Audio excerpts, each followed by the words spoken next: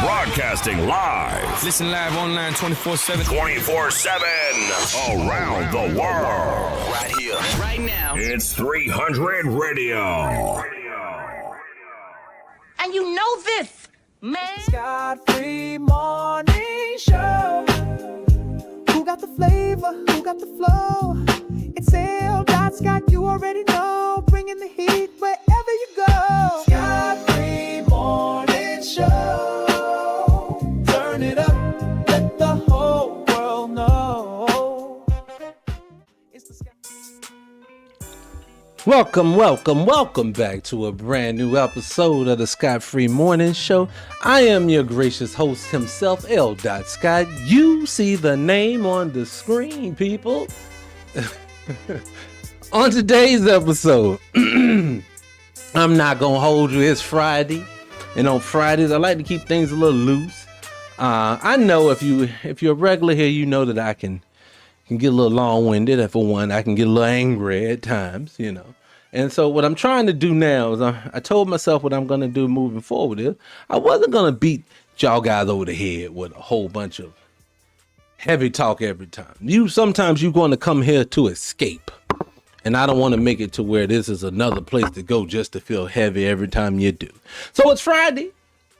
And on Fridays, a lot of the times, what we generally like to do is we'd like to try to pick the energy up before we do anything else, you know? So I think it's only fitting that we do this at this moment since it's so early in the show. So if you're ready for it, I just think let's just let it happen. Okay. If I could sit there and bump that shit all day today, man, I'm feeling it today. People, on today, it's Friday, man, so let's just keep it high. I'm going to keep things light. I don't want to dive into anything too heavy. Let me say this first before I do get started. On the last episode I shot, I was talking about my 5-star experience at a resort in Arizona. And I said I had 2 major reasons why I'm not doing 5-star resorts anymore.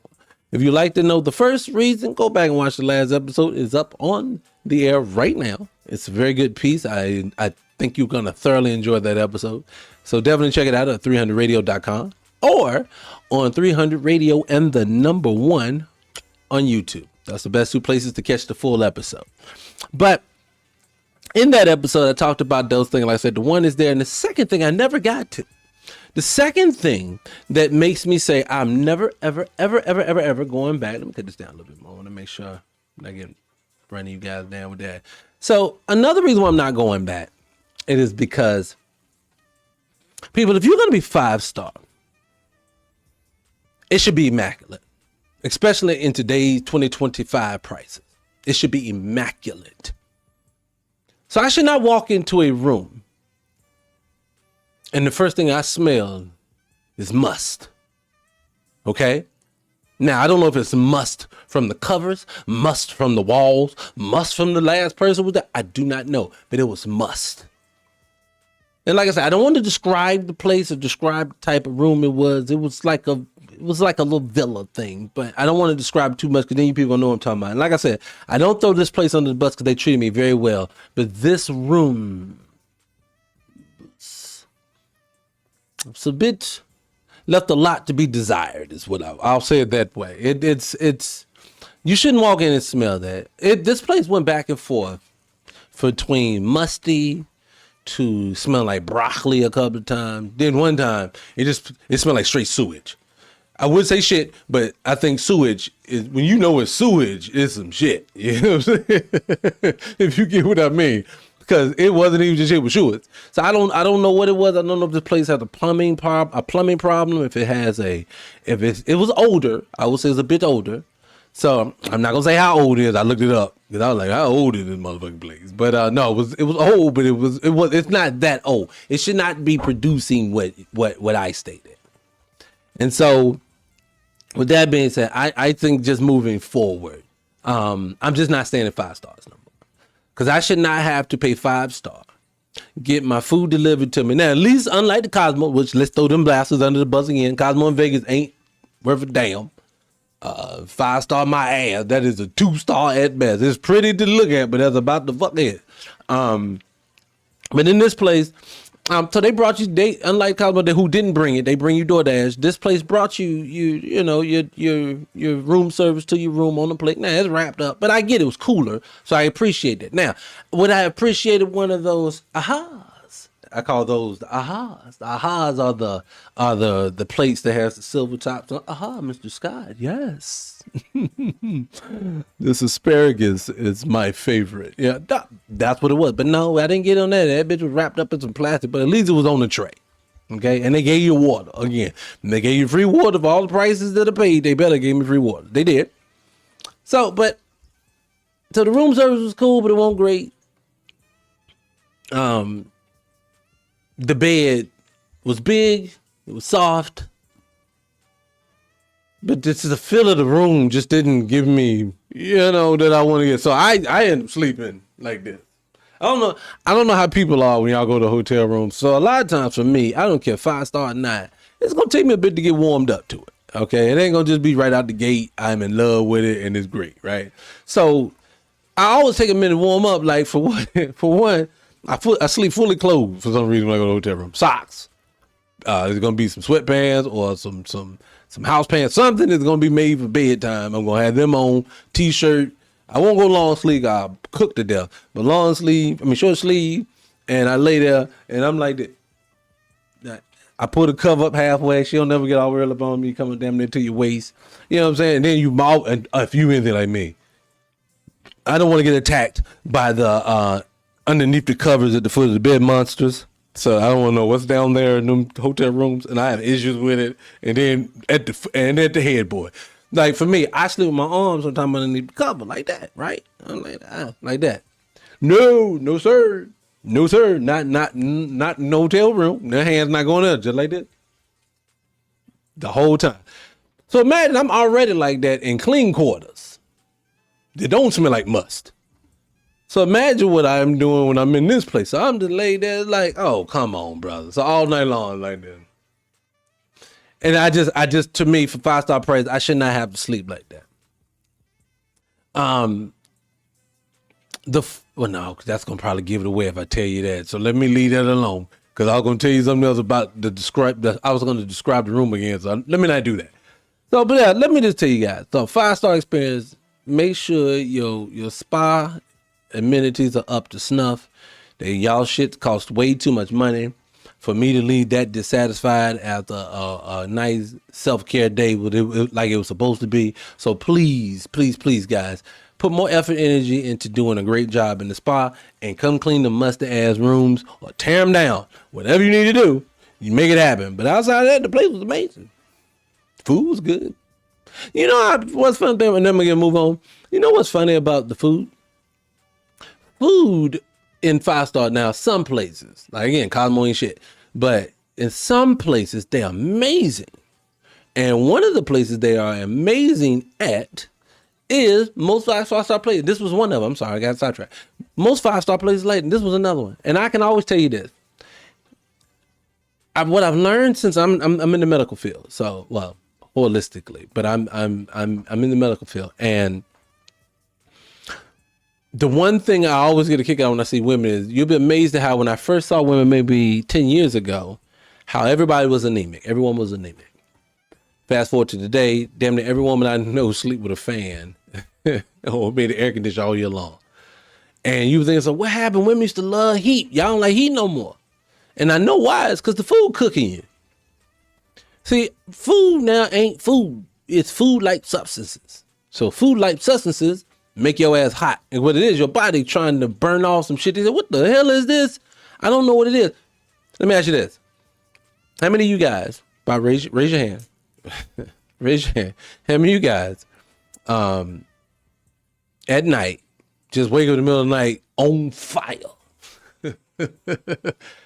So me and my daughter was talking about that one day. I was like, man, what is going on? And he was like, I don't know, but everybody say they're going through it now.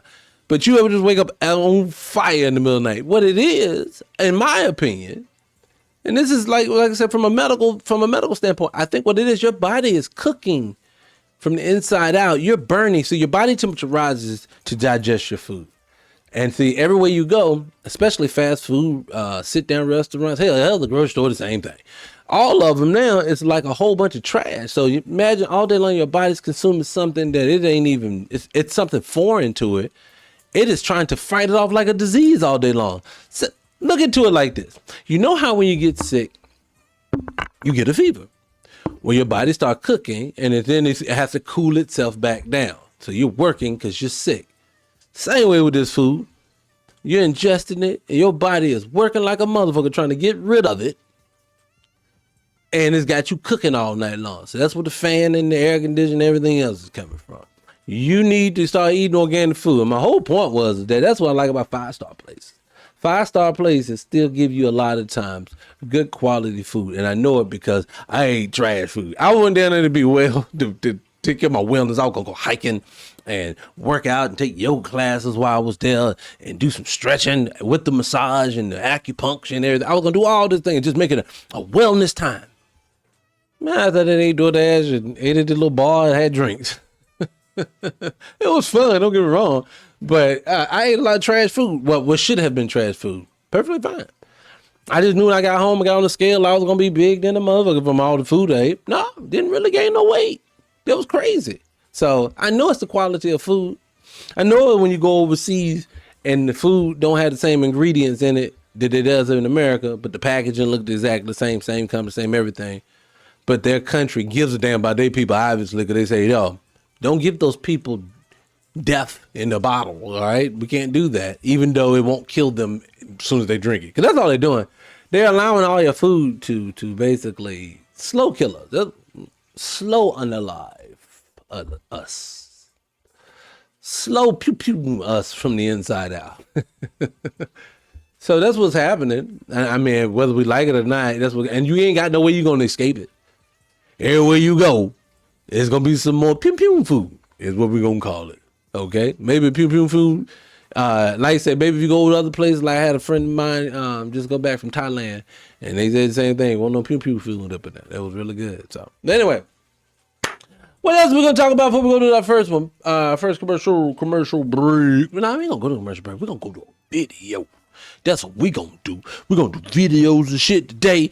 It's Scott Free Morning Show in the afternoon. Okay, because it is the afternoon time. What time is it? It is. That's the afternoon. It's almost evening. It's 3:06 on a Friday. But, okay. So, but no. Before I go to the break and everything, I got a question, guys. I was just sitting back this morning. I was on the treadmill and just walking, and I'm just flipping through like Facebook stories, Reels, YouTube, one of them at. And I saw this thing about black folks. It was talking about black people, and it was talking about how it was a black guy from Africa and the black guy from America that were going back and forth. Black guy from Africa kept telling the black guy in America that, brother, you know your family is from here. It don't matter if you don't know nobody. Your family is African, whether you like it or not. Ain't been enough years for you to be this separate from us thinking you American. That's what they're arguing about, right? It got me thinking about something, though, on a totally different tip. Why white people don't do that? They don't. Well, what I mean was that why they don't do that is why white people don't know their family in Europe. They ain't been here that long. Anybody ever thought, like, just stopped and thought about that? As much as they tell us that we are Igbo, Nigerian, from Ghana, you're Senegalese, obviously. With that forehead, you are definitely from the Gambia. I know, you hear this all the time. But when white people, they get to escape that. Like, we tell the white person, I'm American. When'd you get here? 1980. What the fuck you mean? Where's your family? Where is your European family? Every white person I've known, and I've known a lot in my life, none of them ever talked about visiting, going to see. When they go to Europe to visit like a tourist, just like everybody else. But they don't say, when I get there, I'm going to go see my Aunt Celine. She's from my grandfather's mother's side that we got to stay. None of that. You do know when you took the boat over here to Ellis Island between like the late 1800s, early 1900s, which means you ain't been here that long, that you still, if we have to still know our family in Africa from 400, 500, 600 years ago, and we still have to claim it, why these people ain't got to be associated with them? Don't that make you wonder? I mean, let's just be honest. Nobody really talks about it. So it mean one thing if like you say some of them be like that and some of them don't. No, but be honest. Ask yourself: have you ever heard a white person talk about their family in Ireland? Because a lot of them are Irish they got here. I know they're gonna tell you they German. Because everybody want to be associated with Hitler for some damn reason, but they ain't German. Quiet as kept. The reason why I know they ain't gonna go down that path. Not today, but they're not German. A lot of them Irish. You know, some Italians. You got some of them. Like a lot of them gonna know. But even with them, none of them know their family. None of them. Hell, the mobsters. I think they're about the only ones that's probably connected to back home. But these, just the everyday white person, none of them knows anybody. It's like, did you just say, well, man, fuck y'all, I'm out of here. Fuck it, I'm going to America, bitch. Was it like that? Or was it the story isn't what we've been told? I wish I had a sound effect to say this shit. Or even better. Let me just do it again. Let's do it again. Or is it that they don't give a damn about their people? Or is it something else? What the fuck? I'm sorry, don't mess with me. I'm stupid. But nah, for real, man, I've heard, again, when you dealing with white people, I say this all the time. When you dealing, lips chap. When you dealing with white people, there's always gonna be some whispers and there's always gonna be something going on with something in history. And like I say again, I just thought about that. Watch when I go down this rabbit hole, so I realize why y'all never deal with your family. It's gonna be, some of that story ain't true again. That's what you go here. And I don't know why it's like that. I don't know how you people go there and everything in question. Everything. Nigga, I built everything. We did it all. Don't build nothing now. Anyway, all right, so I ain't got time. I still got time. All right, so today's episode. So what I'm doing is I like to cut it up, show it to a certain way, and I don't want to buy you guys down with just one story for a long period of time. But in today's episode, we're going to do it Friday. And on Fridays, I love to cover Tariq Nasheed's page. This man does a show video 17 times a day, every day, with some of the most interesting topics that come up. So when I watch the show with you guys on here, it's not what we do. We take a small portion of the show. We try to make a commentary to it. One thing I know you guys hate, and I don't ever want to become that person who relies solely off the conversation of someone else's back. That's not what I'm here to do. But if something in that conversation sparks something different in me, that makes me want to have a conversation with you. And a lot of times I have an engineer to shoot with me, but sometimes this is easier just to have a conversation this way when I'm by myself. Like today, I'm by myself today. So if things don't run as smoothly, kiss my ass. But I'm sorry. No, I don't. I don't mean that. I do. But anyway, so on today's page, that's what it was. Today I'm going to talk about Tariq's thing, but we're going to probably do that after the commercial break. Hold on a second. Before I do that, I guess we can just dive a little quick time into my what's it called? My Instagram feed. Have a couple of different things I can cover in here. Let's see, what's something that we can cover inside of here? Oh, this is one. So guys, first and foremost, I don't know if, and let me say preface it, I know this is about Dr. Sabi. So let's put it up on the screen. God damn it, let's just put it up and stop talking. Okay? So this one's about Dr. Sabi. All right, let me make sure it's there. Boop, bing, pow. She's up there. All right.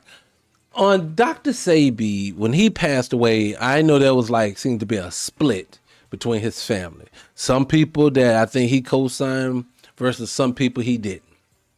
I've heard some people hustling. I heard some of the people are not. But this young man told a telltale story, and it would make sense. And so let's have a conversation, a hypothetical conversation, and say, let's just say this is telling the truth, okay? And then that's how we're going to watch it. Then we're going to have the conversation if he is. But I don't know if this is true or not, is what I'm saying. So let's watch this and see what it says. Hold on a second. Let's play. And made me go to the hotel. I want to cover this. A story never told. You know, Dr. Sabi helped cure Magic Johnson, and he snaked him, bro. Fair use, fair use. Sabi healed Magic Johnson. So did he actually have it from what you know? And did Sabi help him if he did in fact have it? We was in Usha, and I was like, Sabi, you ever met Magic Johnson? Were you the one who healed him of HIV? And his whole face changed. I'm like, oh shit. I'm about to get thrown out of Usha. He didn't say nothing for about maybe 2 minutes. So then he was like, his people reached out to me. I said, oh shit, he talking. And he's telling me, and I'm like, damn, my camera was, this one of the things I regret not recording, because I didn't want to cut his. He was like, his people reached out to me. I told them he needed to come to me. And he didn't want to come to me. He set up a hotel. He set up a hotel and made me go to the hotel. And I talked to him, and they talked. He told him what he needed to do. And it took him, I think it was like 4 to 6 months for him to get that. And Magic promised him that he was going to tell the world about him. That's why Dr. said he called him an Oreo. He was white on the inside, just black on the outside. And he was upset because he thought that was going to be his introduction. Never heard that story. So that's just the story. That's the story that I wanted to cover right now. Now, what I wanted to say about it ain't nothing too heavy, just a little gossipy. But that would make sense. Because I've always said to myself, I said, either this whole, and I never could understand why anybody would take this. So this is why it never made sense to me either. So when I used to say a lot, I get why people didn't agree with it. But I would always say Magic obviously obviously never had AIDS. There's no way possible. But the way other people just dying, looking, people, he has the best drug. Forget them drugs. No, them drugs, there's only certain ones on the market. Where he take it? Just because he rich, all of a sudden his body responds different to the, no. No, whether you live on Main Street or Hood Street, you either gonna take a AIDS pill or you ain't gonna take an AIDS pill. So that it just didn't make sense. So it always he had to be a ploy. So I was like, but why would anybody want to say that they had that, especially in the early 90s? Nobody would do that on purpose. So it got me to thinking, this makes sense. Dr. Sabi cleared that thing out for him. You get it? He cleared it out for him. So if he cleared it out for him, and it also makes sense that Magic didn't say nothing. Why do I say that? This is an unpopular opinion. But if you want to argue with me, you can argue with me, but you're going to have to bring some facts to this because the burden of proof is going to be on you. I'm making the statement. There's no successful black man, especially I know goddamn basketball, to that level. You can't be that locked into the system as a black man and win without them having something heavy on you, or you're doing something you have no business doing. And I know that Dr. Sabi almost got put away in prison for saying that, or for them saying that he cured people in the 80s. So I know for him, he had to be very careful about what they said because they would have came for him. So knowing them coming for him, I get why they told Magic, no, you're not attaching yourself to that man. You could come out and say what you want to, but we'll ruin your life right along with his if you want to do that. And I think Magic, just like most people in this world, not black folks, most people, period, today have no honor, have no dignity, and can't stand on nothing. And they just let whatever happen, and then they just wash their hand and move on. But then but side note, the same people though, but want you to give a damn when they doing it. Or when it happened to them, excuse me. And the whole world need to stop because they down suffering from the thing that you were suffering from. I.e. Diddy. I was watching the Diddy thing. Matter of fact, I'm gonna go to commercial break. And we're gonna come back and we're gonna talk about a few things from the Diddy thing before we dive into the real part of the show. Okay, so let's do that. I'm gonna dive into that. So we're gonna go to commercial break. Well, we're gonna go play our first video, come back, do that, and then we're gonna say, all right, I'm see you guys in a minute. We've got old school. Old school. And we've got new school. Always plays the new music first right here. It's 300 Radio. Take you back to your place. Woo. That sounded good, didn't I, people? Yeah, you can see it on the screen, people. Look, everybody else talk about it. I might well talk about it too. Now, look, I was not even, make sure y'all can hear me. I was not even going to cover this. I won't. I won't go say nothing about it. Because, hold on. I did not want to pile down on this brother and what he had going on. I guess the Black American in me, even when I know someone's not a nice person, because I've always known the things that we learned in the documentary, like I said, majority of it I already knew. But what it is that it evoked the emotion in you by seeing it in artistic form. So I knew all these things. I already knew it was, but even with that, my compassion in myself, my Black American compassion that always wants to, even when a person's been beat down, I want to say it's enough. The man's taking enough of a beating. Pick him up, take him on the inside. I be wanting to tell him that. That's how I am. So when you see the man all in jail, y'all got this man in here pulling time for like ignorant shit. Yeah, that man in jail for stupid shit. The things that he did was slap on the wrist for any other normal person in the world. Now, I ain't talking about all the charges that he had. That's a conversation for another day, which I think was stupid too. But that's another conversation another day. I'm just talking about what he's in there for now. Shouldn't even have that much time. You're talking about years of this man's life.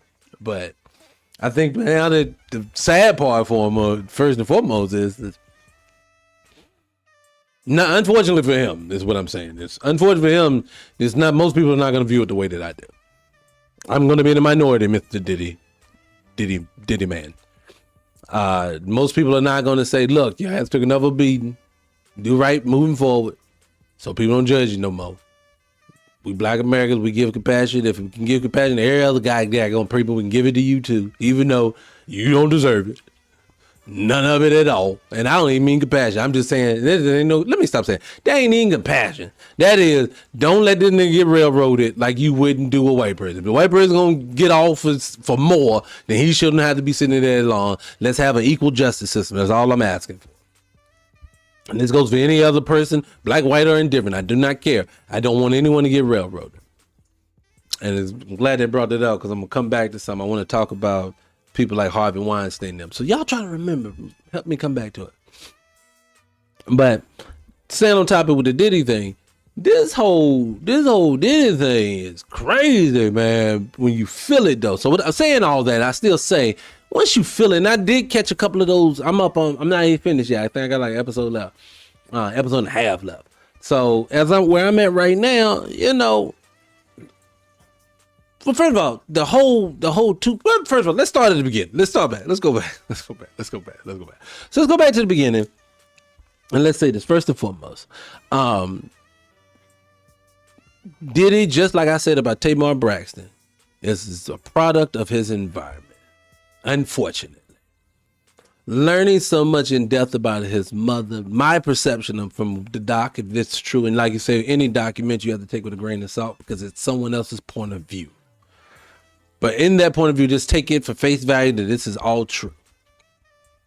His mother was in that dope game or something, and he saw more than what that documentary said that he saw. He experienced more than what that documentary said he experienced as a child. Whatever you see at an early age will shape and mold who you are as a human being and an individual. And that showed more and more throughout this story with him. Because you can see the gradual progression in his behavior as time went on. You feed the beast. It's like alcohol. Money and alcohol are two things. You give it to a person in abundance, you're going to get the true person through and through. And what it is that he sounded like he had a lot of hang-ups from childhood from being an ugly little boy. I'm not calling him ugly, but I think that's how he views himself. That's why anytime there was a beautiful woman around him, he wanted to take it. Because I was a ugly little nigga nobody wanted. But I'm Diddy now, and I get what I want. But I do believe they just bit him in the ass with Suge Knight. Man, you should have stayed away from that, bro. Matter of fact, that's what I want to get to when it comes to this story.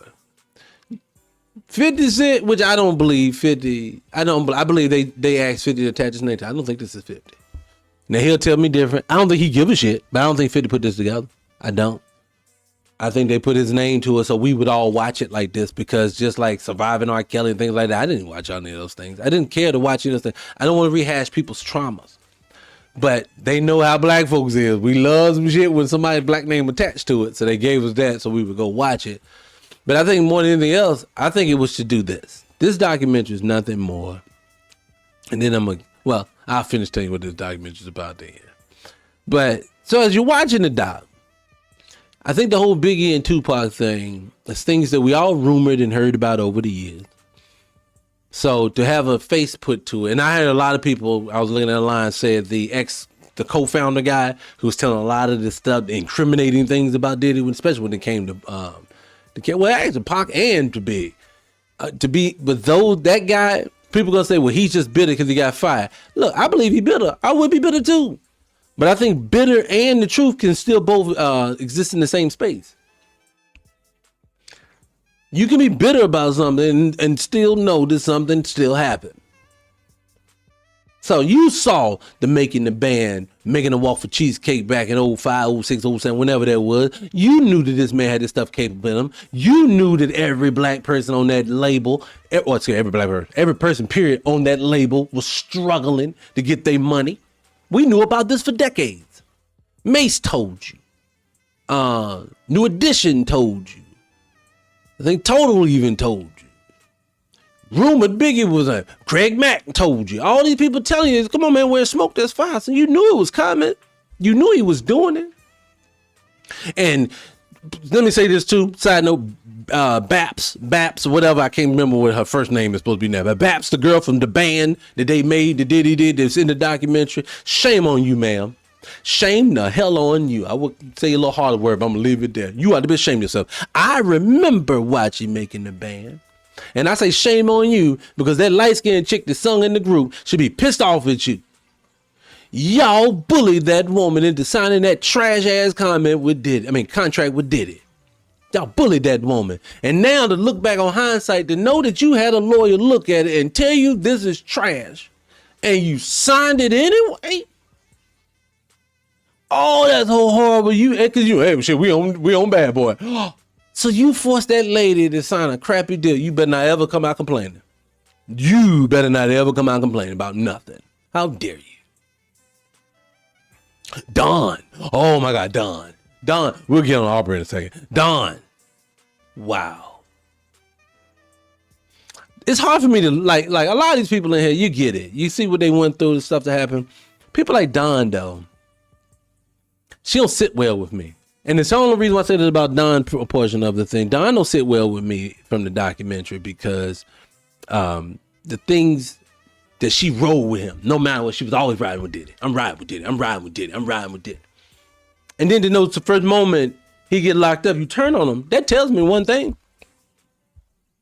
He was taken care of, and then money had ran out. And so what do snakes do when the money run out? They come try to get it anyway by any means necessary. And I believe that's what happened with her. So for me, I frown upon people like that. Now, Aubrey, take her case. Now, I will say this. If the story is true, again, we take in the context of just that. If the story is true for everything that's in the documentary, Aubrey, I'll give you an apology, boo. Audrey, whatever your name is. I give you my apologies because I just thought you was out here trying to be fast and loose. Who knew this nigga was out here sending you crazy shit in their emails and said, oh, you don't want to get down? Then you can get the fuck out. Shit, a cold dude, man. I think the one I feel the most sorriest for, though, is, what's the other girl in Diddy Dirty Man? I can't think of her name again with a K. I feel most sorry for her. And I don't even think I got to the worst part of her story. I just read about what he gonna do to her. But just the fact of he was riding with her like that, and when she was riding with him like that, know that he couldn't even look out for the cookout. That just speaks to who he was, man. And I know I cannot bypass the elephant in the room, Biggie. Man, oh man. Man, oh man, oh man. When it comes to Biggie. So you're telling me Biggie, first and foremost, didn't want to go to LA. And then you trying to tell me he didn't want to stay in LA. And both times you basically made him do it. Man, that's horrible. And to know that his life is gone. And then for us to have to hear it now. It's crazy. So I know they got me thinking about something.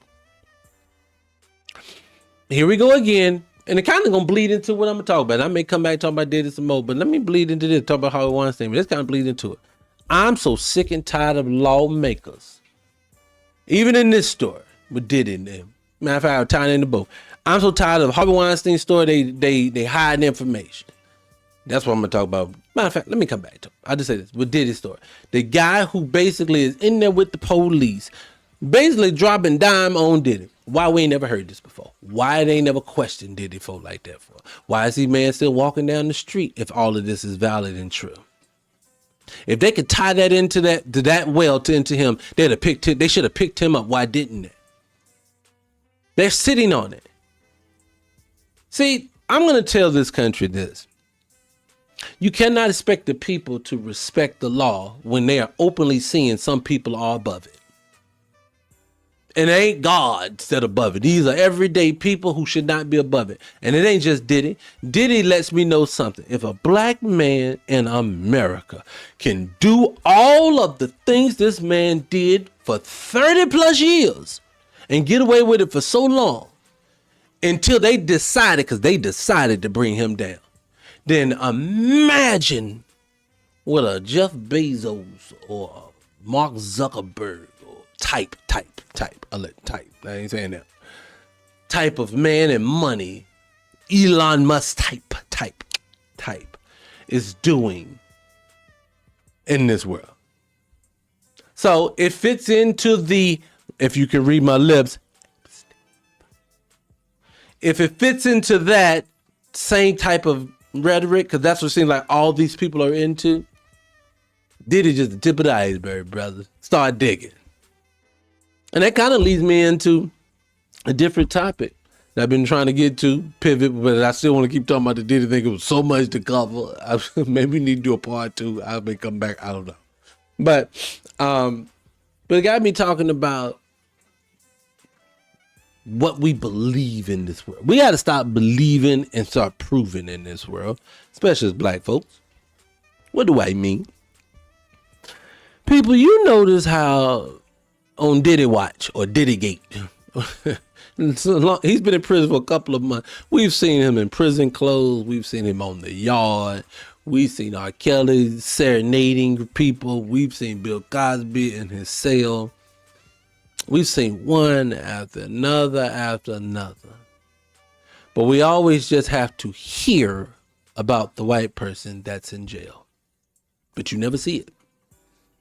You don't hear about an inmate that said that they were in there with Darren Chavin and that how he's a bitch nigga and everybody's fucking him up. They don't talk about none of that. He's fine. No one ever talks about I shared it. None of that ever happens. So it got me to wondering if a place in this world can take one group of people and subjugate them to the point where they say, I want to take you, your wife, your kids, your grandkids, your grandkids, kids, into perpetuity, then why did I expect them to do anything better than what's happening today with this? What do I mean? Hold on, let me rub my chat lips. What do I mean?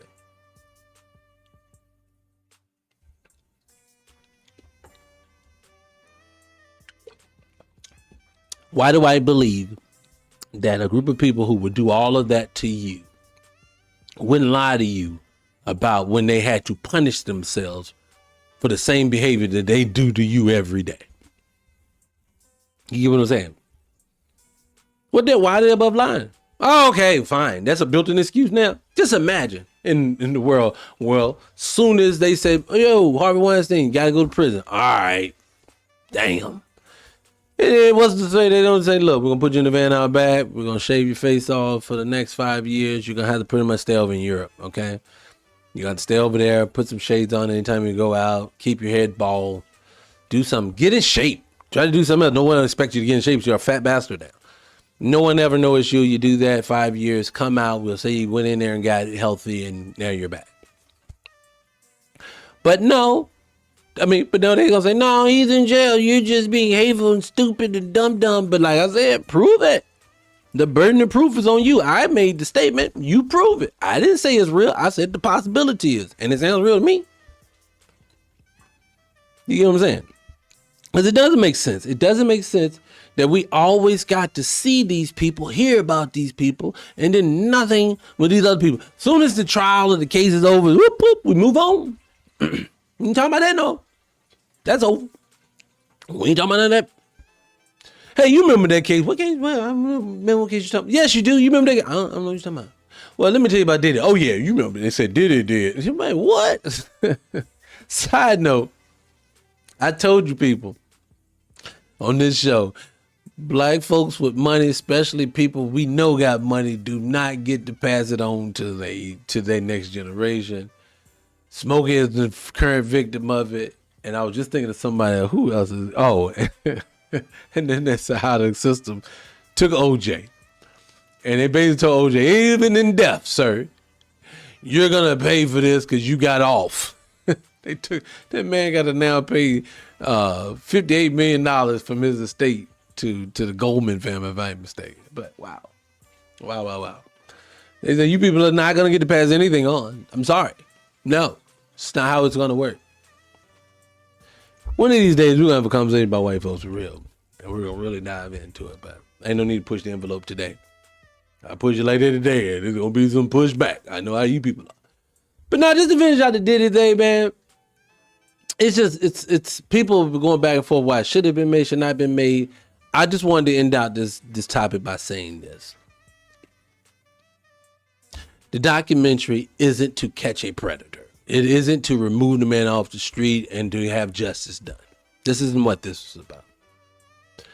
This is about a man who got too big for his britches in a white world. I don't know what and who or where he pissed off somebody at, but he pissed off somebody. Because the reason why I know he pissed off somebody, forget even the charges he's getting, forget even the extra time they gave to him. They do that to black folks every day. I've seen black folks go to jail 20 years over a steak. You know what I'm saying? It's just stupid. Well, it's the 3 strike rule. I don't give a fuck what strike rule it is. No judge should have sat behind a counter or behind a desk and said to a grown man, you're going to 20 years in prison over a steak in a grocery store. There's no one should say that to you. I don't care what strike rules you have. But if I watch this with Diddy, that's the reason why I know it is, because you don't get away with, black men don't get away with anything. Let me get back on top. Black men don't get away with anything.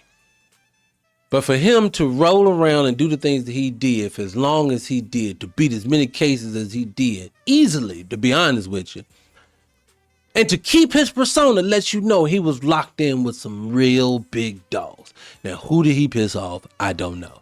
But this documentary was to do one thing only.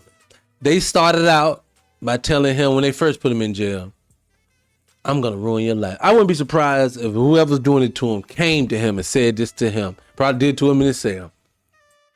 You're going to sit here because you think you bigger than who the fuck you think you are. You're going to sit here. You're going to sit here until I say you can leave. And I'm just going to make up charges on you as I go. And watch how nobody challenges. You want to know why? Because I can do whatever I want and you can't stop it. You got too big for yourself, sir. This is what he's telling Diddy.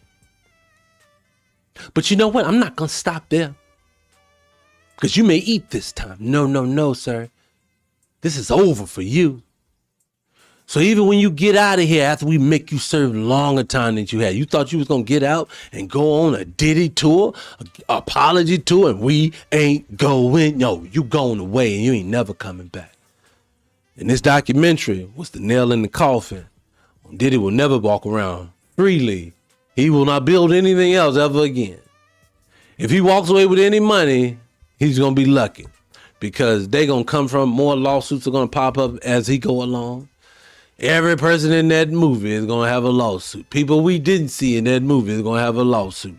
And what they're going to do is all of them, judges going to be handing out like Oprah on favorite things. You get some Diddy money. You get some Diddy money. You get some Diddy money. Everybody gets Diddy money. That's what you gonna see. I promise you that's what you gonna see. So I feel bad for you, man. I do. My compassion as a black American don't like to see someone get railroaded. But I also say, too, I don't know if karma's a thing for white folks, but karma's a thing for Negroes because chickens have definitely came home to roost on this brother. So, hey, it is what it is. What are you going to do? Nothing you're going to do about it. You chose the life. You got to ride with it. I always say this. If I ever did a crime, I always say this. So I always told people, man, you can tell me if it was like a 96% chance that I could rob a bank and get away with it. Hey, we doing it. I'm joking, but if it's 95, I'm not. No, that's just too high of a risk. But 96, but if I did something like that, I'm telling you, you got to go stand on it, man. You do. That's why I used to hate them people on First 48. I'm gonna be out there shooting people in broad daylight. Memphis, Tennessee, broad daylight, October the 4th. J.J. Johnson sees Taranake, and they see LaMaggio walking down the street. This is a gang beef ready to happen. LaMaggio pulls out his gun and shoots J.J. 5 times in broad daylight right in front of a school bus full of kids, a city bus full of city citizens, and a Subway sandwich shop. He gets arrested. He goes down. He gets in front of the person, or he gets away, but he gets away. He goes away. He gets home. Somebody tell him, man, I think it's this guy who did it. He gets in the courtroom. Now, mind you, bust off on people in broad daylight with witnesses. You knew somebody was going to tell on you. So why when you get in the court, when you get down there to the police station, you crying, oh my God, my mom, I'm so sorry, I don't know why. Why you act like that? You better stand on it if you're willing to do it. That's all I'm saying. So if I'm going to rob a bank or something like that, I'm be willing to stand on it. I got to take that heat because I knew the risk when I walked into it. When you throw rocks at the penitentiary, you're going to get what you ask for sometimes. Okay? So you just can't cry about it. So I think like for Diddy right now, I wouldn't cry about it. This is for, even though they got you in the unjustly for the charges that they got you for, what you're paying for right now, and this is what they wanted the public to feel. You're just serving time for all your injustices that you did over the last 30 some odd years. That's all you're doing. And that's why most people, especially women, because you've done things to violate them, that's what they see. They're not going to forgive you for that. They're not. And so that's what the whole purpose was. So I really do believe the people who put him there let him know that that's what the whole end game was that you wasn't just going to go down. We wanted to ruin every aspect of you. He is ready to, whether he likes it or not, he's ready to get the OJ treatment. You're going to be the new OJ Simpson. OJ's gone. They need to replace him with somebody. It's always the one nigga in the time, and now it's you. You're going to be the name can't nobody touch. You're going to be the name can't nobody talk about. You're going to be the name nobody ever invites. You're going to be the name that when they talk about great music and things like that, your whole label ain't going to come up no more. Biggest will, but they won't associate with you. That was the end game. Unfortunately. Anyway, go to another song. We will be right back, people. See you in a minute. Holla back. Hey. And we're back, people. We're back. Man, the energy dropped a little bit. Matter of fact, let's get the energy back up a little bit, people. What do we need to go pump? We need to pump something. Let's go back to it. Let's go next. What's next? Close at 3. What's the chance of you rolling with me? Hey, people. We energy back up. We're back at it. I got stuff all on the screen. Get that off the screen for right now for a second. We're back. We're back. Nah, I gotta stop acting like that for y'all. Look at me like I'm crazy. Yo, look at me like what's wrong? Y'all gonna be like, Nigga. don't get me loose on these wasn't they? Yo, this little girl, I don't know if you ever saw her, but she was funny. What the fuck? I thought she was a hoot and a half. But anyway, speaking of T-Pain before we move on, most underrated guy in the world. Why are we not putting T-Pain up there with the greats? And it's unfortunately, matter of fact, I'm going a different direction. He proved something to me because every time he touched something, even today, you be like, man, that shit fucking fire. He'll take I think he took a LMA song or something shit a few years ago, made this shit fire. Like, this man, he ain't lost the beat at all. But I thought about some of that, and I thought about Tamar. I said this in the Tamar video I did yesterday, when I say Tamar just needs to go make some music and shut up and stop acting crazy. And then I was like, 'cause she don't never make no money. I mean, no music. She just live off love and war. Who the hell knew the hell would just put out some music? But so I didn't know. So whatever. But did it go for all of these singers and rappers, especially the ones that were hot one time? They just, you were hot today and in the morning, hey, what the hell happened? Boys the Men, what happened? Jodeci, what? Well, let me take it back. We know what happened, Jodeci. Shit, well, when JoJo fell off the stage and burned himself. Anyway, let me start. They my North Carolinians just like me. I love them dudes. Favorite of one of the greatest of all times, Casey and JoJo. But we know why some fell off. The drugs, crime, all kinds of things make it. We get those situations. But I'm talking about the ones today they hot, you're bumping their joints. Where Joe? What happened to Joe? Did Joe just say, I don't want to do the music no more? I know he didn't. They pushed him out. They always have a really small window for you to make music in black culture. But everybody else would keep touring into their 80s and 90s and making hits if they wanted to. Now, don't get me wrong. I know black tours sell out. They do well. When they do well, you come across, that's about the only ones, the concerts that do well is them when they go on concert, the old bands. But mine is that if you can still bump their old music and they can still sing and it still sound good. Hold on, people. Hold on. And it still sound good, then why you can't make new music? It's like, why do you lose your touch? It don't make no sense to me. And it just or lose your touch, or even better, just don't make no music at all. I just don't get that. It makes no sense to me why people just stop doing music altogether, especially in today's era. Today's era is primed and ready for you to be the independent star. This isn't the old way. And I'm talking about for people got age on them. Like, I don't know if she can or can't, but if a Tamia can still sing, baby girl, go drop another I'm So Into You or something. Let's hear it. Especially the ones that ain't that old, like Brandy. Brandy, what you like, 46? Why Brandy ain't hot? Why Monica ain't hot? They ain't but 40-some years old. Women in their 40s look like they in their 20s now. They should be able to go out and bump some music and nobody can give a shit. You know what I'm saying? I don't get it. I don't know why we want to relegate all of our black artists down to 20, 21, 22 years old. When most of the time people ain't even fully developed until they hit 30, 31, 32, 33, 34, 35. So I don't know. I don't get it. It's like y'all just don't want to make music more. Like you say, but if T-Pain, you put out some music, I'm buying it, brother. I was a T-Pain fan. That man put out some hit out the hit. Matter of fact, now let me stop because editing purposes, I might as well come find this shit again. But I was ready to bump you again, Mr. Payne. I love your shit. Anyway, excuse me. Anyways, what am I gonna do? Oh, here we go. Up next, guys, I wanted to talk about this. I wanted to cover something for my black American people. For all the people who just came for fun, this one may take a sharp turn into a serious conversation, but only for a minute. I promise you, right after this, we'll get back onto some fun shit. But in this sharp turn, I want to put Ben Shapiro on the screen. Put him up here. I think that on a sort of public policy level, reparative policies don't tend to be nearly as effective as people want them to be, historically speaking. They work for Jewish people. In what way? Jewish people that receive reparations. You mean Holocaust reparations, for example, from Germany? So I think that first of all, that there was like a gigantic fight actually in Israel over whether Holocaust survivors should accept reparations from Germany. I think that on a sort of public policy level, reparative policies don't tend to be nearly as effective as people want them to be, historically speaking. They work for Jewish people. In what way? Jewish people that receive reparations. You mean Holocaust reparations, for example, from Germany? So I think that.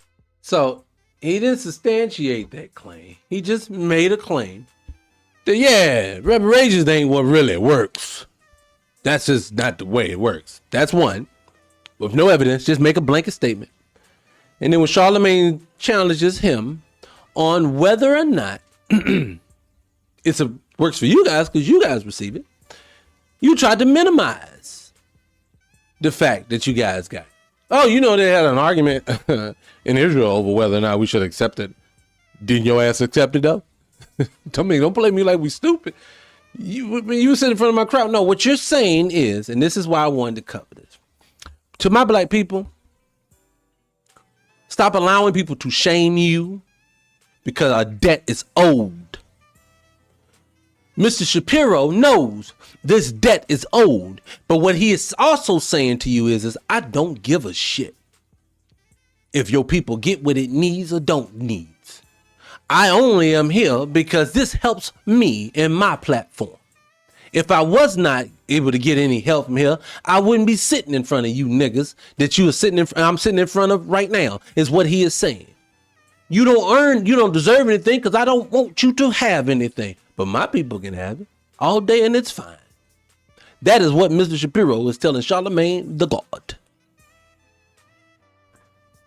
And see, to me, this is why I say to my own people, I don't care what other people say we should and shouldn't want, why we crying, why stop whining. I use an example, guy on this morning, I started the show late today because I'm up here arguing with this idiot.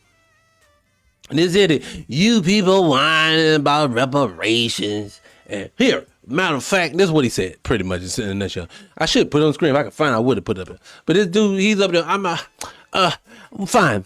I want to pay you guys reparations. And he then proceeds to tell me where the budget should come from, how it's going to be relocated, where it's going to be relocated to, where it needs to be spent. He done told me what we going to do and how it's going to work. And then after he give it to me in the way he wants to give it to me, when he gives it to me, I'm then now going to have to shut the fuck up and can't talk no more about any of this complaining stuff. And now I have to go to work. And I'm going to tell y'all exactly what I told him. So you can't talk to a bunch of people who family work for free so much that you make trillions and trillions of dollars off their back. And now that debt is still owed, that you get to say, nah, I don't want to pay nothing for it. And I want you still to go back to work. There ain't nothing but work coming out of us. Because right now, you don't get to be the 10th largest economy with no working involved. No, we work. You just don't want to compensate. We have a debt that's owed from the United States government that you don't want to pay, but you get money from the United States government for no apparent fucking reason because we did nothing to your people. So when my tax dollars go to yours, whether y'all arguing about it or not, let us argue about it. Send the money to our community and let us argue about which one of us says, you know, I don't want to spend this money that I have in my wallet now. Let us argue the same way y'all argue. How about that? I can't stand it. I say this to say this to my people. Moving forward, I'll be that movement is real.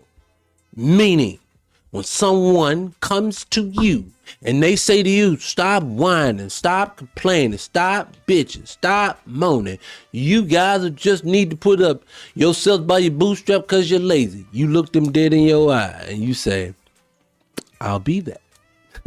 But this debt still is owed. And I'm going to tell you this how we need to move. You guys are bums and lazy. I'll be that. Just don't put your hands on me. Just whatever you want to tell them at the end of that. But I'll be that. Because see, I think the power that they've had over us is the fact that we actually gave a damn about what they thought. And so moving forward, I think that it's only fair that I express to each and every one of these that come talking to me that I promise you, I really don't give a shit what you got to say. I'm going to tell you like I told the last one, and I'm going to tell you like I told the one before that. I'm going to tell you about the one I told before that. I appreciate your comment. Thank you for taking your sassy, insecure ass that can't stay out of black folks' business for your comment. But it's to deaf ears over here to me. That's what I'm trying to say. It falls on deaf ears over here with me, is what I'm trying to say. I do not care. You can call my people lazy all you want to. I do not care because I know the truth. The same way you know the truth. The same way when I told him about that. Let me tell you, matter of fact, let me tell you what this bastard had the nerve. We came back and forth. We arguing back and forth. Oh, after this. So then this dude proceeds to tell me in the comment section. We got to talk about George Floyd. He said that basically we're basically a bunch of savages because in the George Floyd thing happened, Black folks tore up billions of dollars black folks tore up for George Floyd. So is that peaceful people or some humane people? I forgot how the word to use. And he was like, and I was like, wow. So first and foremost, so we're gonna disregard all of the reports that they said there was out there, people out there getting provoked. There were other people out there from law enforcement, everything else, breaking windows and glass and everything else, provoking people, causing the destruction themselves. Some of all this is going on. And then too, for the ones that actually was doing it because a human being, whether flawed or not, was choked to death on camera. So people say he should get justice for that because the person who did it ain't even been picked up, ain't been talked to. Damn, they probably got an award for the work that he did. So this is what the protest was about. We'll burn this bitch down over one human being because fair is fair and unjust is unjust. Whether this person's a sinner or a saint, we protect our own. That's how you can look at George Floyd riots, as you call them. But my response to him was this. I'll eat that. Even with all of I just said to you now, I'll eat that $1 to $2 billion that they said the American people called, black American people called the United States government or the American people's tax dollars. I said to him, I'll take all of that $1 to $2 billion. I'll take all that on black people's chin. We take it all. If you can take this part. Do y'all know, family, that in this country, millions to billions of dollars of tax dollars is wasted because dumb people want to hang out in the street after their sports team has won some big tournament game or something else, and they want to tear up the city. It costs millions to billions of dollars annually to take care of this problem. So my response to him is that I'll hold that when your stupid people are out here causing more damage annually just over a basketball, football, baseball, hockey game. Now, which one seems to be more dumber than the other one?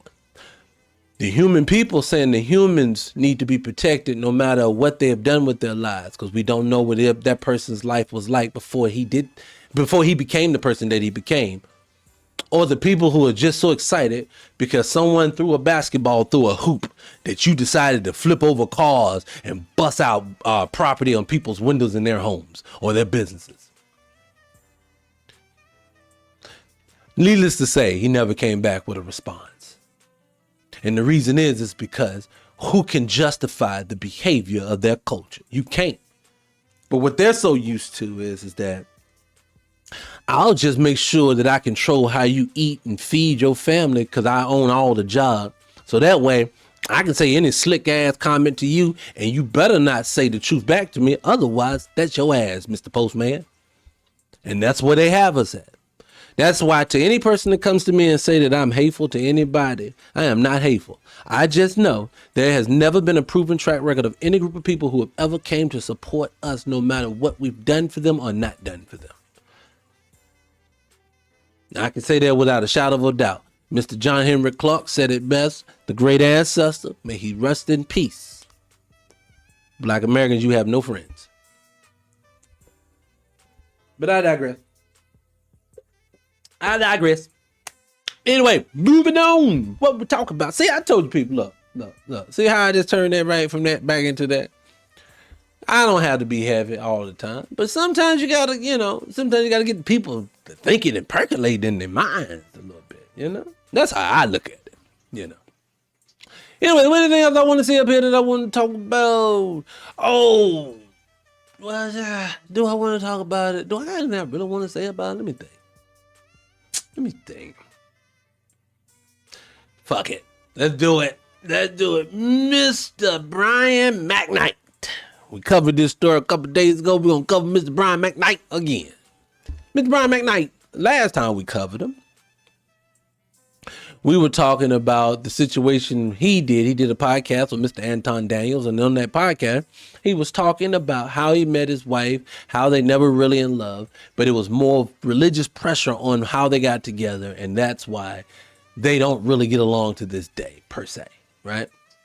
So, and like I said in that video, hey, he's entitled to his opinion, how he viewed this relationship with that woman. I can't say nothing. I honestly never even heard a rebut from her, so until I do with that, I can't even really judge him on what he said. I just take it at face value and move on. But now with that being said, I also said in that video, now when it comes to his kids, I know he has somewhat of a strained relationship. I don't know why it's like that or what's the scenario of it. And I just don't speak on people and their kids. Well, now I can, because now the kids are talking. So again, I like to tell people, Mr. Brian McKnight, I know you don't want people talking about your personal business, but you are a celebrity. So part of what you signed on for was for people to gossip and rumor about you. Same thing for myself. I may be a YouTubian struggle streamer, but people do watch me. And when they watch me, I am also making myself open for people to say shit about me as well. Okay? So this is not coming from a hypocritical space. It is what it is, okay? So, Mr. Brian McKnight, being in there, we know this. Let's go ahead and heal some rhetoric from your ex-wife and your children. So I want to talk about it, but let's Talk to him. We've heard things of in the One of the darkest and coldest and most disheartening memories of my life is the day my brother calls me sobbing with all that he's going through, looking death in the eye, to tell me I'm right about telling him not to call my father. Because I knew what was going to happen. Because I knew where my dad was. I told him, my dad is gone. Dad's gone. All my brother wanted and needed, asked for, was my father to tell him that he loves him. And my brother responds to him, or my father responds to my brother that I can't arbitrarily say that I love you. Right. But this is the man that wanted to help him? Yes, people heard the... Woo! Hold on. This is only fitting, I think. And hearing how belittling his father talked to him. Talk to him. If the first comment out of his mouth was, I don't appreciate the way you're treating my new family, who gives a damn? So let's, first and foremost, let's go here. Nigga. Woo! That was crazy. Looking death.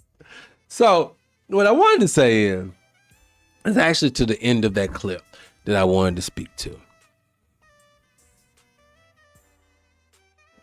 That was real, people. That was real. That wasn't acting. That wasn't people trying to rob a man for his money. That wasn't a cry for help. That was real. One thing, if I ain't done something, if I ain't want anything, one thing I can do, I feel people. I feel energy.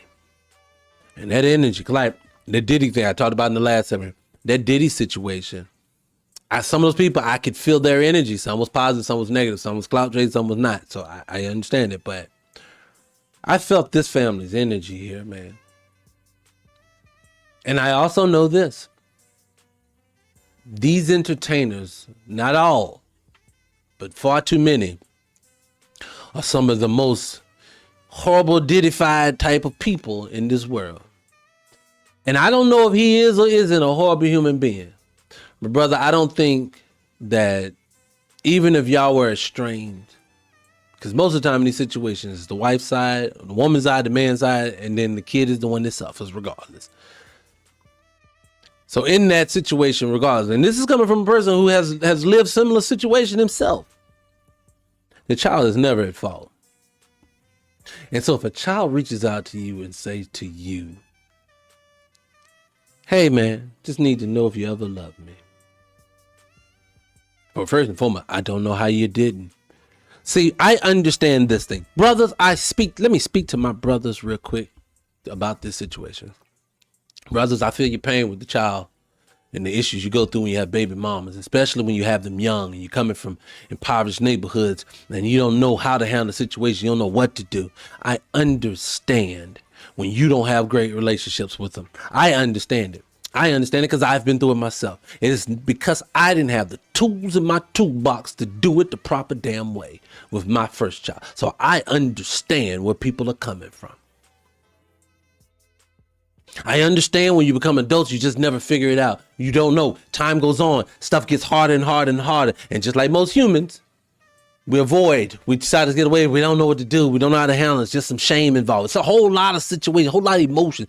It's a trick bag. To the ladies listening, when a man thinks of his child, majority of the time a black child, when a black man thinks of a child that he's estranged from, think of yourself when you are in the middle of your period or you're pregnant and all the bag of emotions you got, you don't know how to handle them, you don't know why you feel it or what's going on. Think of yourself right there. That's what he feels about that child. He don't know what the hell to do and how to go about it. All he knows is that this is just hard to deal with.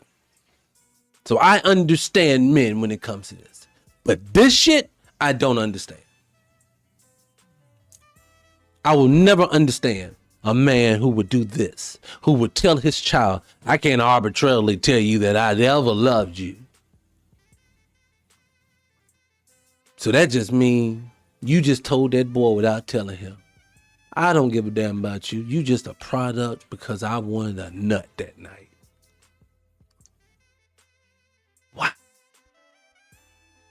Wow. Wow. Mr. McKnight, I would just say to you, I know that you done moved on and got this nice new family and you done adopted this new lady kids. They look like they all grown, like you adopted adults. I don't. But I know you done did all that and you done moved on and you don't give a damn what no one think. And definitely not that you two being struggle streaming like myself. You don't give a shit. But I'm not telling you because you give a shit. I am telling you that, brother, you better know what you're doing. You better hope that that woman don't do it to you. Because I'm going to tell you, if you ever need a support system for yourself, I think you may have just shattered it for like 99.999% of the people out here. But I digress. Moving on. I want to talk to you guys about something real quick.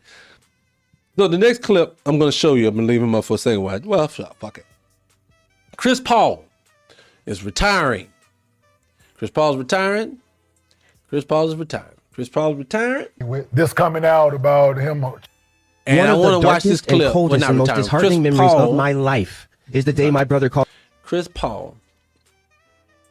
Matter of fact, let's just move the shove screen. That's what I keep trying to tell myself. Move the shove screen. Chris Paul just I think he's ready to get cut or just got cut by, I think, the Clippers, and they sending him home. That's it. And what we're going to see is his fellow peers discussing him leaving and his history of behavior in the NBA. So let's get into that really quick. So let's do that. People heard the right voicemail, but they have We've heard things in the past that Chris Paul has been difficult to play with. This coming out about him challenging people within coaching staff, players, and front office. It's not liked, but he's done it before. Speaking from experience, been on the team with him. He always do that sneaky. When you don't mind being that guy, the guy that will tell it how it is, a lot of people don't be liking to hear it, especially when you're already at 5 and 16 or some like that, right? Got there. Want his back kicked in. Turn around to the front, I'll kick you in your chest. But it ain't about your feelings. Put your feelings in your mother pocket. Don't hold me accountable if you can't do it no more. I was Okay. No, I think he abuses his power. What I'm saying is, if you was who you were when you were younger, and you was the all-NBA player, and you was the top 5 or top 1 point guard or whatever, that was your resume. Yeah. You 40 years old, this your last year, shut the up. Exactly. Sit down there, enjoy. Don't come in here and tell me. Yeah. Hey, I just wanted to play that for you guys and then give you my little 2 cents. We'll move on. I'm with Gilbert on this one. Look, be like John Saller. I heard John Saller say one time, man, they were paying me $1 million a year at the end of my career to sit at the end of the bench. So people ask me, John, why don't you retire? Would you retire if they pay you $1 million to go pom-pom for some other guys and you ain't never really got to even play? No, you going to do it too. I'm going to do it until there's no more contracts. That's what I'm going to do. So I get that, but Chris is not understanding. Brother, it's like LeBron. And I'm going to talk about LeBron in a second. But it's Chris, you got to understand, man. Y'all gotta stop, believing the hype that you special. No, humans are not special. Or you can look at this, well, all humans are special. It's just certain humans tap into their specialness.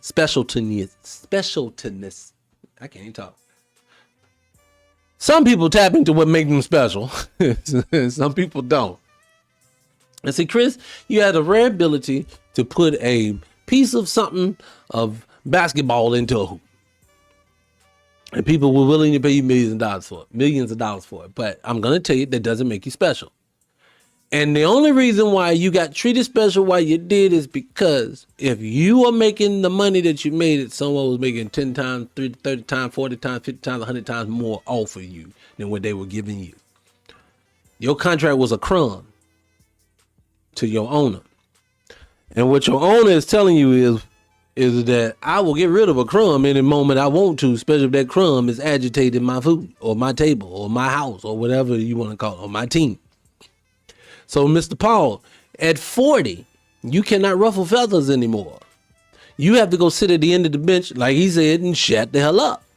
Get your money, ride it out. At 5 or 16, if you want to rouse them up, but it has to. If you want to be vocal and support. Don't be in there being picky-fied. And from what I get, this has just been your behavior, from what I get. And why do I say that? I always seem to hear something. I always tell people that smoke, that's fire. I remember watching you and Rondo going at it. And I remember watching Rondo looking enraged, and you're walking away looking fine. Nobody gets enraged for nothing, okay? Believe me, when you saw that, I said, oh, Paul did something. Oh, he did something. And it just doesn't make sense to me for you to have this type of behavior. I don't know why you think you're special. And the reason why I brought up LeBron is because, unfortunately, matter of fact, let's go to the next piece. I think it's up here. Let's see. Unfortunately, this guy right here. Let's 5, 4, right 3, 2, 1. No! So, for all the people saying, why did he just play that? This was last night's game where LeBron didn't score 10 points for the first time since 2007. And he had an opportunity to hit the last shot, but he passed it off, which would have gave him, I think, 10 or over 10 points. And so forget the guy that's losing his mind. I think he was betting. But I wanted to say this. When the man who put the league on his back for a decade scores under 10 points, your hourglass is getting close to its end. Those 40-some-year-old legs are getting close to its end. And I said this on a previous show, and I'm saying this to talk about Chris Paul, and I'm using LeBron as an example. Even the great LeBron James, if he was to step out of pocket right now with that Laker team, they gonna move him. Because them old legs we'll use the old Janet Jackson phrase. I think it's only fitting. What have you done for me lately? Because if you can't do it for me now, I don't give a damn what you did 5-10 years ago. Have we not learned from the Shaq Kobe situation? Have we not learned from the Michael Jordan and Scottie Pippen situation? We just watch how people from time to time, have we not learned how when Allen Iverson went from being that dude to 30 days later, they said, we don't want you anymore. He can't play no more. They pushed those brothers out when they ready for them to go, and most of them could still go. You can't tell me Melo wasn't still primed and ready to play. I need him out of there. Joe Johnson proved that with the big three. He proved when he went over there dominating that motherfucker and I can still ball out here. I ball out on all y'all other people.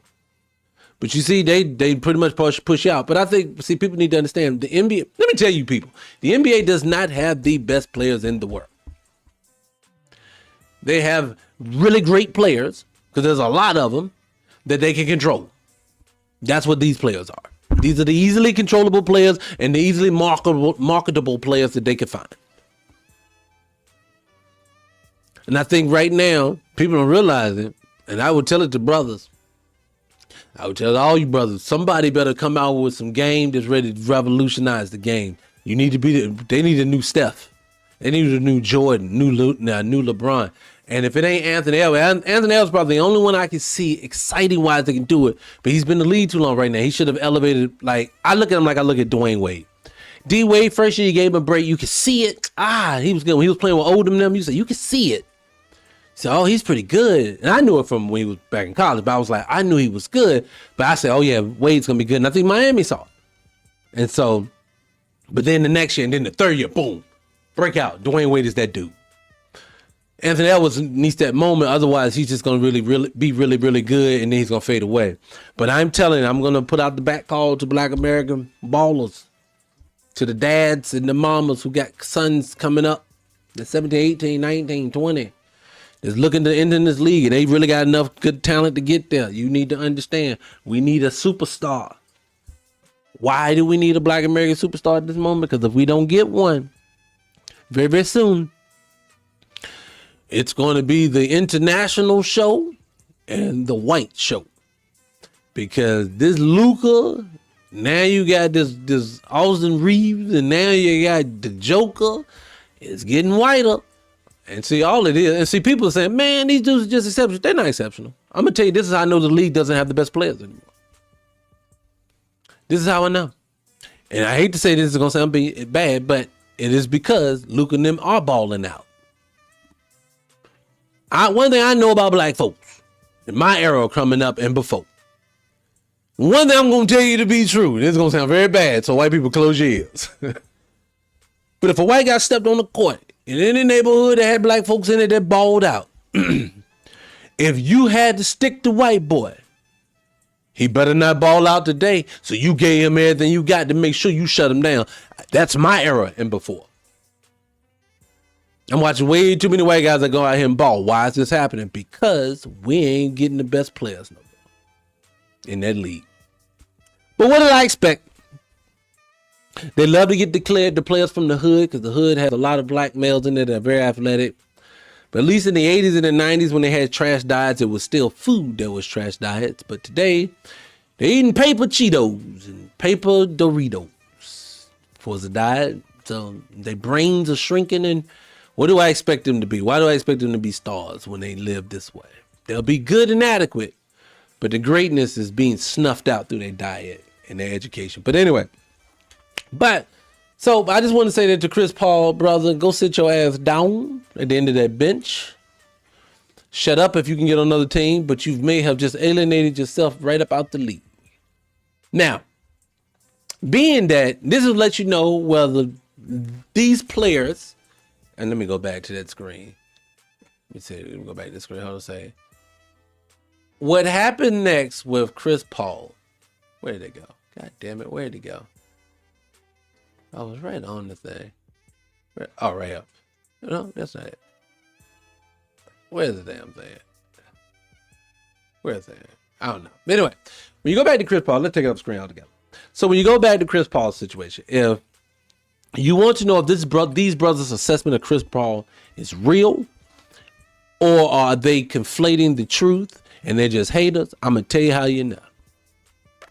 If Chris Paul gets asked to commentate, or you see him sitting next to Shaq, Kenny, and what's his name, and Charles, then just know he is everything that those brothers say he is, because they love one of those types of Negroes. The reason why I know it is because bad black people get elevated. Why? Because they produce more bad black people. Because that's the Diddy taught me. That's what the whole Diddy story taught me too. I ain't gonna say taught me, but that just validated what I already knew. That bad black people spawn more bad black people. And which, to be honest with you, let me tell you this too about the thing that I left out earlier. It's probably gonna get lost in the shuffle, but I'll say it. No one said it in the doc, but this is my personal conjecture. Andre Harrell groomed that young man, as they like to say. And I won't say maybe that's a harsh word. Maybe that's too far. But I will tell you this, because Diddy was very ambitious. So I won't say groomed. Diddy may have did these things just because he was ambitious. But them two brothers were not protege, and you get what I'm saying. No, it was none of that. There was not, oh, I'm training him to be what I do. No, that was none of that. That went deeper. And the reason why I know it is because another part of the saying, when they said that basically Diddy structured his contracts off the backs of what he learned from Andre Harrell, but even better. Meaning the 2.0 version just knocked it out the box better than the original version. And now I'm going to tell you like this. You tell that to an intimate partner. You don't tell that to your protege. Because your protege, if it's just that, you don't want him to look at you at any form of fashion. You want him to look at you as being the guy who did it the right way. But that's my personal. I think that they did some things together, and I think that's how we got to where we're going. But side note, I will tell you that too. When it comes down to it, more than all the things that y'all say about this whole Diddy documentary, the thing that bothers me the most is the fact of you robbed so many black people. I mean, it's just ridiculous how much you rob black people. And my thing is, I'm gonna say it. Y'all think it's just him. It's not just him. Remember, he did it, everybody else doing it, but they doing it to the max. So it ain't just him. This is just how business goes. And to be honest with you, that's how all business goes.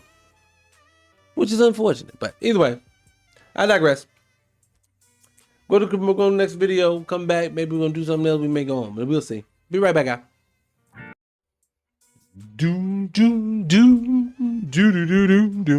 Hello, people. All right, guys. Before we get out of here for the day, first and foremost, let's get gangster. Let's do this. Cause we're ready to get gangster on Stephen A. Smith. That's what we're ready to do. We're ready to have a conversation about Stephen A. Smith, and I need him to hear this from a black man. Okay. So what we're gonna do now? We're gonna put on the screen Max Kellerman. Max Kellerman had done popped his head back on the scene. And guess what, brother, he got in his mouth? Mr. Stephen A. Smith. So let's hear what Mr. Kellerman has to say about Mr. Smith. And then we're going to come by the dresser, then we're going to get out of here for the weekend. Okay, guys, hold on a second. You're a competitive person. Hold on. Yeah. Let's start it from the beginning. So everybody. So Stephen A. you're in a relationship with where you're doing a show together for how many years? 4? 5. 5 years. I didn't love how he handled the aftermath of you leaving, where it's basically like, I told you the show would be better. I just thought, because I think you're really talented. Now, you and I have known each other for a while. Whether it meshed as a show perfectly, I don't know the answer to that, but I just didn't think that was the right way to handle it. If you're doing a debate show and you're a competitive person, yeah, why would you want me as a partner? That's bad. You want to go 15 rounds every day with Muhammad Kellerman? That's just bad.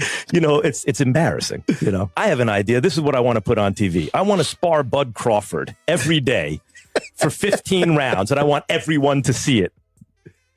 Well, let me address something. So again, this is coming from a YouTubian struggle streamer. But Stephen A., I want to speak to you, brother. You have had one hell of a ride, brother. You came out of obscurity in the early 2000s with one of the most jacked up, messed up hairlines in Black American history. And I don't even know if you're Black American.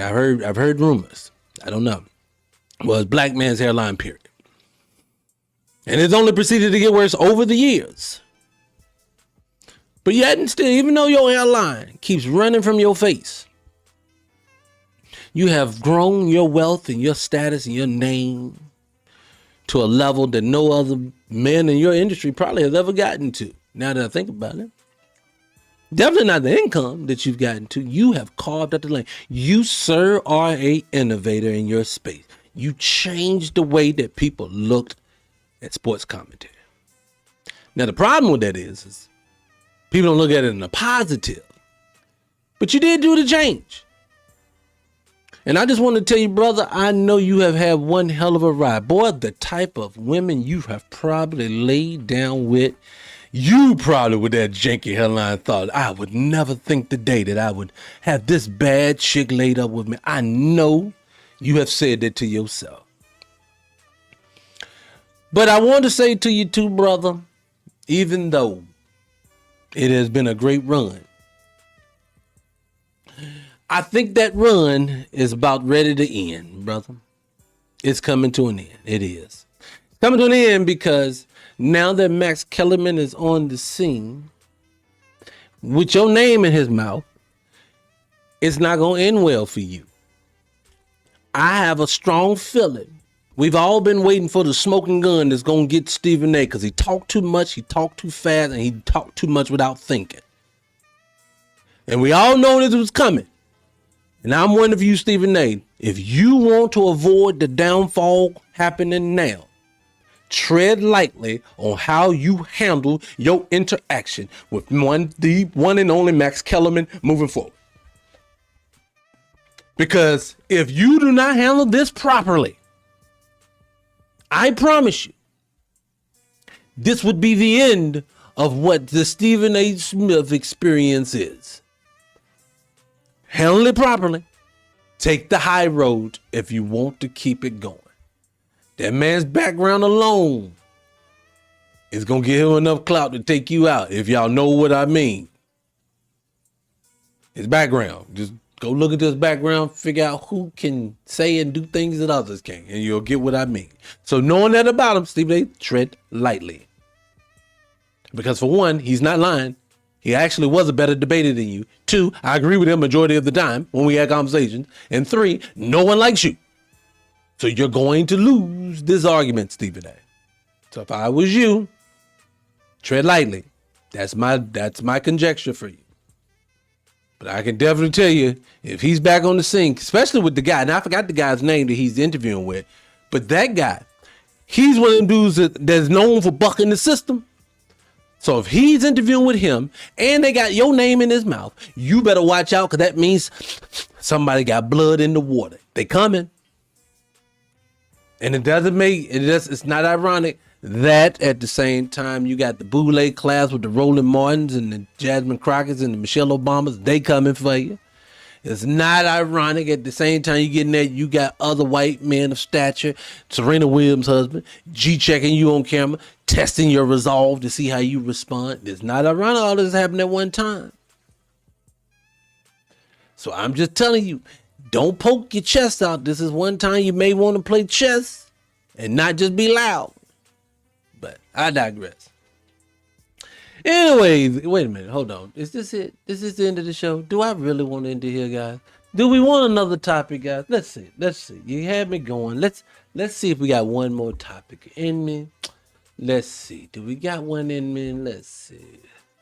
Don't care nothing about that. Don't care nothing about that. Don't care nothing about that. Well, let's keep going down here. Guys, I'm thinking around the topics. I don't think I have anything left. Yeah, I think that was it. Yeah, that was yesterday. Yeah, I think that's it. Hold on. Let me make sure.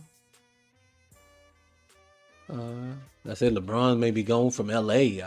That's crazy, but here's the last one, and then we'll get out of here. We'll do this one. I will do this one, and then we'll get out of here.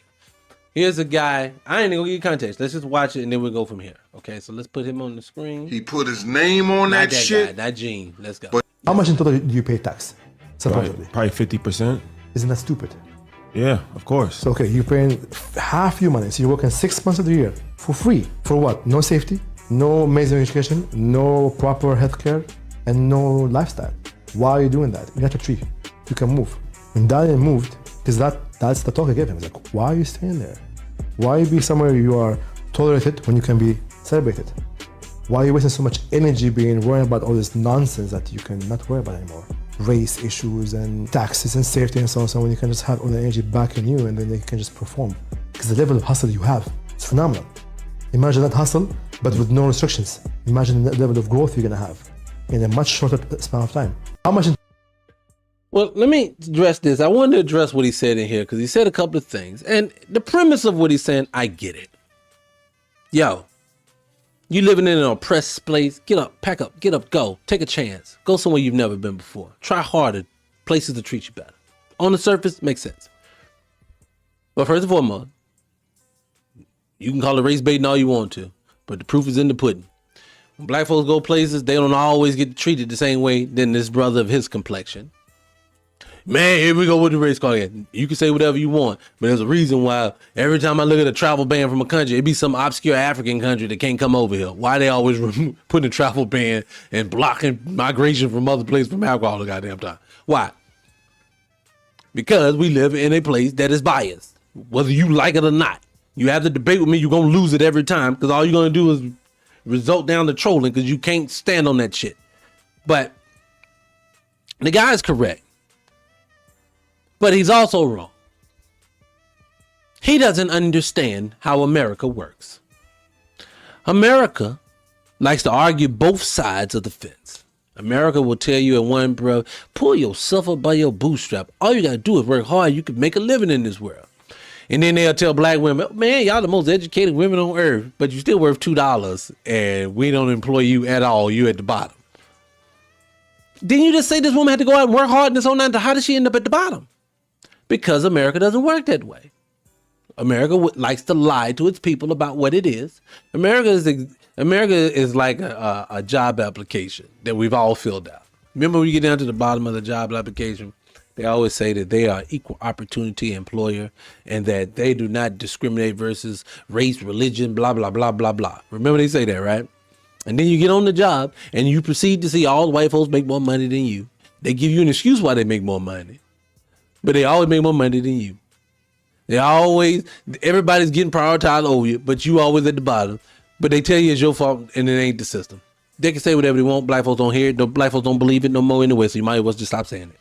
You just get in people's comment section saying the same stupid shit over and over again and just falling on deaf ears. It really is. And so when I hear this guy saying this stuff, he don't understand how America works. America works differently than that. America works like this. I will tell you how you're supposed to be and act. So you get up every day and keep feeding this system. And your compliance is what I make you get up and do every day. Some of you I'm going to force to get up. Prisoners, poor people, you better get up if you want to eat today.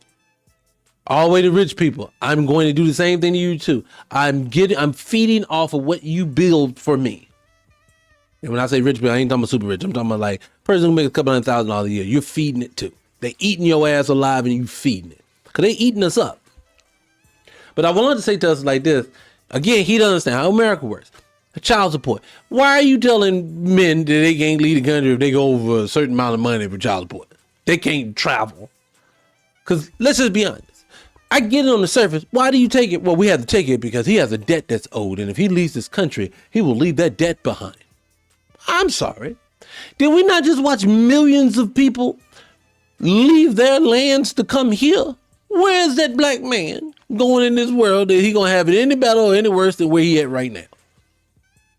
So you know you're not worried about him going overseas somewhere and never coming back and that debt being there. Stop playing. This is just a tool that you use to keep him from traveling. Because a traveled man thinks bigger. A traveled man thinks outside the box. A traveled man may not stay in your country and just do your bidding and pecking in order and coming to work and do a bullshit job to keep you rich. He's gonna want more. So what you do is you make up bullshit excuses on why you need to keep him in place and why he can't go nowhere. That's why in the school system, they have take away geography. They don't even want you to know where you at on the map. Can you believe that? And I said it because my kids were in advanced classes throughout their entire schooling. Both of my children graduated high school early. Don't talk to me about not my children being done. They worked. They did all this working, did all this, and their asses don't know nothing on the map because they said they never learned it in school at all. It don't come up. Nigga, how you ain't gonna teach me north, south, east, and west at all? We just leave it out. You don't need to know. We have a GPS for that. What if the GPS go down? It won't. But what if it do? Just don't worry about it. We'll cross the bridge when we get there. That's actually why I feel about the digital currency to let you know why they want to go to digital currency. Whether y'all realize it or not, and I'm gonna stop talking so I can get out of here, but whether y'all realize it or not, physical money is going to go away from here. Digital currency will be the only currency in the world, but I get why they're doing it. Everything's a money grab. I just found out, before I get there, with those real IDs, I kept wondering, why they just don't give everybody the ID with a goddamn star on it? Because we have to all bring the same paperwork in to get the driver's license with the real ID on it anyway. I get it, it's a price to them. Why do you even have the option to not have it if I all have to bring in the same ID? So now I go to the airport, if I don't have this star on it because I saved a few dollars because I'm broke and I had to get it, But now I show it to the guy at TSA. Oh God, we don't know if it's you. What do you mean you don't know, man? I use the same information the person with the star used. But now I figure out why they use that now. There's a $45 fee at the TSA now if you show up without a real ID. But I think if you want to pass up, money grab. So you done made a new loophole at the DMV just so you can charge more money. It's crazy that they just want to nickel it down. But anyway, what was I talking about? I was talking about something.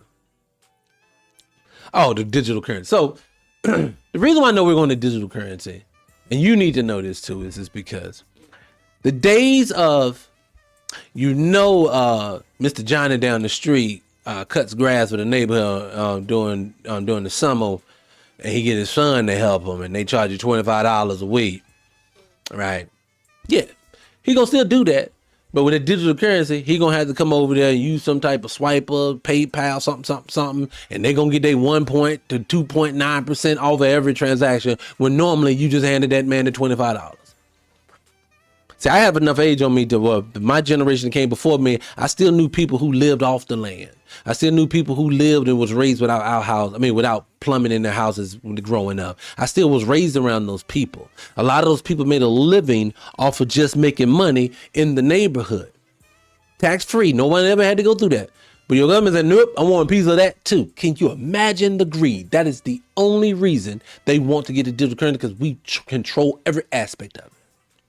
And we're going to get a piece of every transaction, whether you like it or not. We are the invisible hand that will get a piece of everything. And then on top of that, if they move towards the social credit score, if you've never heard of it, you better go look it up. This country get to a point where they can dictate what's in your bank account, because we're going to a universal basic income where they're going to basically give you your money. Every month, they're going to tell you to pay for your house and pay for this and that. Your government did it. Oh, we love you so much. But say some shit against the government we don't like. Whoop, your credit score dropped some. So when you were normally getting $2,800 a month, we just dropped that down to $1,600 until you can get your social attitude in place. Or correct your attitude. So now, to who feeds you controls you. That's what we're heading to.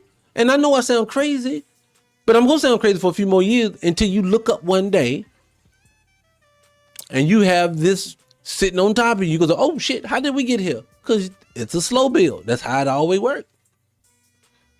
And I say this about the guy on the screen. He's right. You should want to. Everybody wants to do it, but this country doesn't work this way. And for the ones that have figured it out and the ones who was able to do it, they're doing it. And we do it well. Actually, we do it at a high clip when we leave the country and do well. You see Black America, they talk about all over the country doing well for them. I mean, all over the world doing well for themselves. You know, congregating and building connections with other cultures. We do it. It's just the problem. They spend lots and lots of money every year to make sure a lot of us don't get to do it. They like to take a lot of black men and women and tell you, y'all can't go nowhere. That's what they do. That's why I tell people all the time I'm fortunate. I feel very fortunate in this world, because it could have been a lot worse for me, because I know a lot of people's lives was a lot worse than mine. I've got to see a lot of these things in this world that a lot of people haven't even got to experience. I feel blessed. I really do. Anyway, guys, that was today's show. I thoroughly enjoyed the conversation. Let me get this off the screen. You know, moving forward, just to talk to you guys before I close out.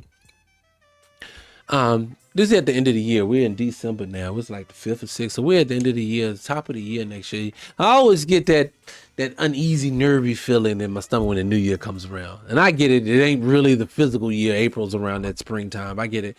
Trust me, guys, I'm locked in.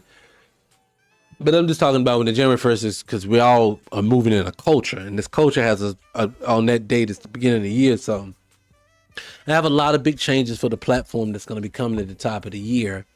And I'm nervous about it because I'm pitting my stomach, because these changes are going to be bigger and better than what we did this year. This year has been such a learning lesson. We have grown exponentially. I know I ain't say that right, kiss my ass, but we've grown a lot. And I appreciate the love. And it's been through a lot of fire. And like I said, a lot of self-doubt, a lot of second guessing, a lot of good days, a lot of bad days. But we get up and we do it. And I just appreciate the love and support from the people who have helped support it out, because it takes a lot to do this. And I put myself on the line for a lot of our people right now. Now I get it. Don't nobody know you, nigga. No, they don't know me now, but you never know. And what I tell people all the time is, more than anything else, I'm not looking for fame. To be honest, I started doing this channel for one reason only. I have daughters, and they're all grown. And having grown daughters, I know that they know me. They get to talk to me. They don't get to talk to me. They get to see me. But I wanted them to have a piece of me no matter what, if I'm here or not here anymore. And the easiest way for me to do that was to do it here on this platform. I've put so many videos out now that if the internet doesn't go down or we don't lose these hard drives, my family will be able to know that, you know, they get to see me and feel me and understand me and what I was about. They won't have to mix words and understand. I wonder what he was like. No, you'll know. Because everything you hear come out of my mouth is how I feel, how I'm passionate about it. And if you watch me from the beginning all the way up to now, you say, you've changed sometimes. Well, that's life, brothers, sisters. You don't supposed to stay in the same spot. So when people say, man, you've changed, thank you. Say thank you. I appreciate that. I was hoping I would. So do that. Try to move forward with that. And I'm very nervous, but I'm very thankful. And like I said, I just hope you guys ride with me. Anyway, I'm getting sidetracked. I'm ready to make this a personal conversation, tell you all my personal business. But I appreciate you guys. Hopefully on the next one, we'll catch you at the top of the week. Hope you guys have a good weekend. Hope no crazy shit happen in the culture I got to talk about on Monday. All right, talk to you later, guys. Peace. Whoa. I know you won't gonna just leave without hitting the like button. What about the subscribe button? Did you hit the follow button? Hit all three and let your boy know that you like the content I'm putting out. And if you haven't done it already, do it now. See you guys on the next one. Peace. It's the Scott-Free Morning Show. Who got the flavor? Who got the flow?